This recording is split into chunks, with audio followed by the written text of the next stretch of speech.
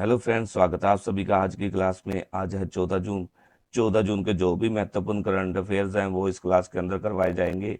तो आप इस वीडियो को शुरू से लेकर अंत तक जरूर देखना, ताकि कोई भी करंट अफेयर है वो रह ना जाए। तो शुरू करते हैं हमारी आज की क्लास। ठीक है, और हमारा पहला प्रश्न है, हाल ही में अखिल भारतीय टेनिस संघ पेरिस ओलंपिक 2024 के लिए पुरुष युगल स्पर्धा के लिए किसे चुना गया है? रोहन बोपन्ना को, एन श्री राम बालाजी को, एक और दो दोनों, या उपरोक्त में से कोई नहीं? हमारा राइट आंसर कौन सा आ जाएगा? हमारा राइट आंसर आ जाएगा एक और दो दोनों। थर्ड ऑप्शन हमारा राइट आंसर है। एक पर कौन है? रोहन बोपन्ना जी। ये को विश्व में कौन से स्थान पर है? चौथे स्थान पर।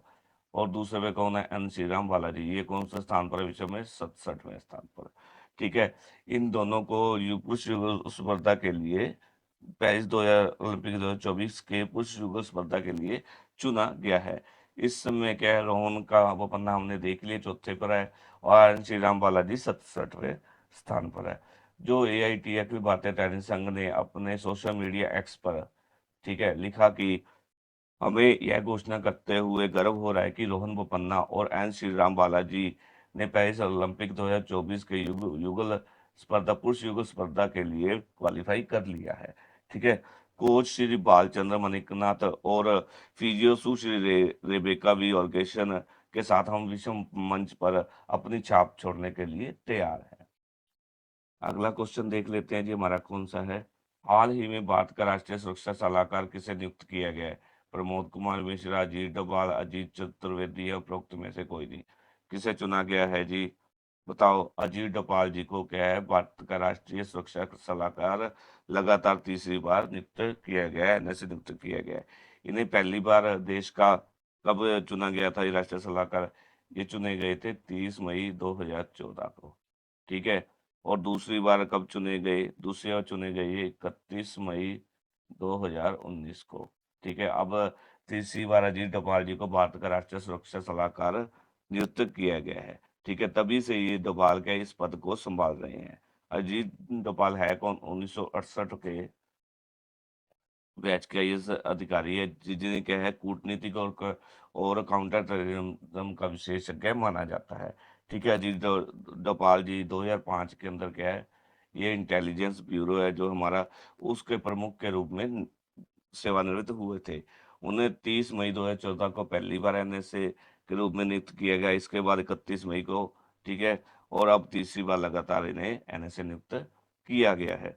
अब बात कर लेते हैं इनके। तो इन्होंने क्या, उरी उरी के अंदर जो आतंकवादी हमला हुआ था पाकिस्तान स्थित आतंकी ठिकानों पर सर्जिकल स्ट्राइक में, अजीत डोभाल का अहम भूमिका निभाई गई थी। ठीक है, और इसके बाद इन्होंने क्या, पुलवामा में आतंकी हमले के बाद बालाकोट एयर स्ट्राइक में भी इनके द्वारा महत्वपूर्ण भूमिका निभाई गई।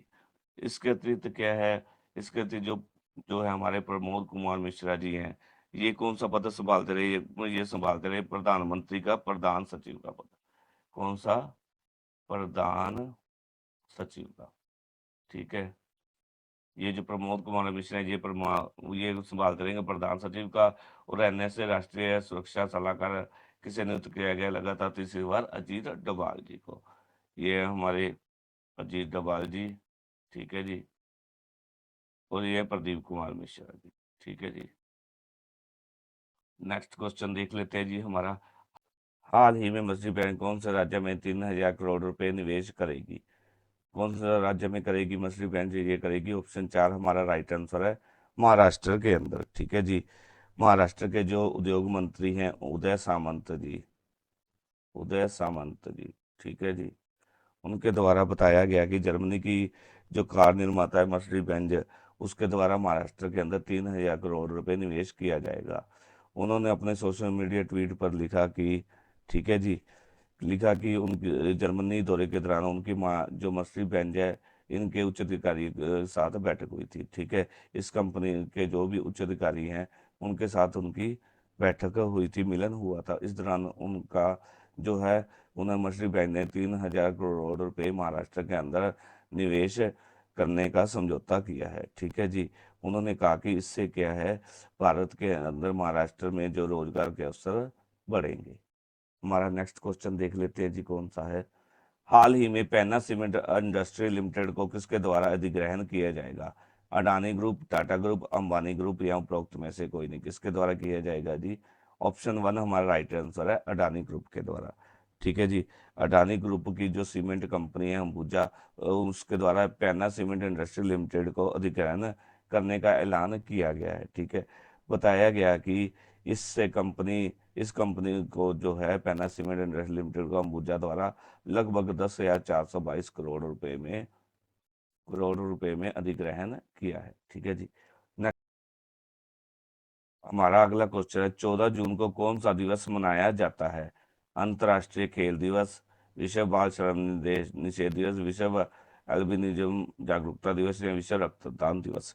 कौन सा बनाया जाता है जी? ऑप्शन चार हमारा राइट आंसर है, विश्व 14 जून को विश्व रक्तदान दिवस मनाया जाता है। ठीक है जी। अब बात कर लेते हैं अंतर्राष्ट्रीय खेल दिवस की। यह कब बनाया जाता है? बताओ जी, कब बनाया जाता है? 11 जून को। ठीक है जी। और विश्व बाल श्रम निषेध दिवस है ये 12 जून को। और विश्व एल्बिनिज्म जागरूकता दिवस ये कब मनाया जाता है? 13 जून को। और विश्व रक्तदान दिवस कब मनाया जाता है? 14 जून को। ठीक है जी। 14 जून को बनाया जाता है। ठीक है। इसका उद्देश्य क्या है? विश्व रक्तदान दिवस का इसका मुख्य उद्देश्य है कि लोगों को रक्तदान के बारे में जागरूक करना और रक्तदान के माध्यम से जीवन बचाने वाले कार्यकर्ताओं को सम्मानित करना। इससे क्या है, लोगों को जागरूकता बढ़ेगी रक्तदान करने की। और इससे क्या है, अगर किसी को रक्त की जरूरत पड़ती है तो उससे उसके जीवन को बचाया जा सकता है रक्तदान करके। ठीक है जी। यह इसका मुख्य उद्देश्य है। यह दिन इस दिन क्या है, अनेक राष्ट्रों के अंदर देश अनेक राज्यों देशों के अंदर क्या है, आयोजनों अनेक योजनाओं का और जागरूकता कार्यक्रम का मनाए जाते हैं इस दिन। ठीक है जी। ताकि लोग क्या है, रक्तदान के महत्व को समझे और इसका समर्थन करें। ठीक है जी। यह दिवस लोगों को रक्तदान के लाभों के बारे में भी शिक्षित करता है। ठीक है जी। WHO द्वारा क्या है, WHO द्वारा कब बनाया गया था? पहली बार 14 जून 2004 को विश्व रक्तदान दिवस मनाने का ऐलान किया गया था। और तभी से क्या है, 14 जून को लगातार तभी से क्या है, विश्व रक्तदान दिवस मन पूरे अंतर्राष्ट्र के अंदर विश्व के अंदर बनाया जाता है। ठीक है जी। अब और हर साल क्या है, विश्व रक्तदान दिवस पर एक थीम चुनी जाती है। यह दिन क्या है, रक्तदान के महत्व को जो कोई जागरूकता को बढ़ाने और दुनिया भर में रक्तदाताओं की संख्या को बढ़ाता है। ठीक है जी। नेक्स्ट क्वेश्चन देख लेते हैं हमारा। हाल ही में किस कंपनी के दिवालिया होने के कारण जिसे सुरक्षा ग्रुप द्वारा अधिग्रहण किया गया? JP Infratech, Tata power, Reliance Infratech या उपरोक्त में से कोई नहीं। राइट आंसर रहेगा हमारा ऑप्शन वन, जेपी इंफ्राटेक को सुरक्षा ग्रुप द्वारा दिवालिया होने के बाद अधिग्रहण किया गया है। क्या है, संकट में फंसी एक और कंपनी जो जेपी इंफ्राटेक को सुरक्षा रियल्टी ने खरीदा है। ठीक है। इस सुरक्षा ग्रुप है ने जेपी इंफ्राटेक को दिवालिया प्रक्रिया के तहत अधिग्रहण किया गया है। सुरक्षा ग्रुप द्वारा देवांग प्रवीण पटेल को, क्या है, देवांग प्रवीण पटेल, ठीक है, इनको क्या है, इनको 6 जून को क्या है, इनको 8 जून को CFO नियुक्त किया गया था और तभी से पटेल द्वारा यह जो है पद संभाल लिया गया था। सुरक्षा समूह ने पिछले महीने अपीलीय न्यायाधिकार NCLT से मंजूरी के बाद जेपी इंफ्राटेक लिमिटेड को कंट्रोल अपने हाथों में ले लिया था। ठीक है जी।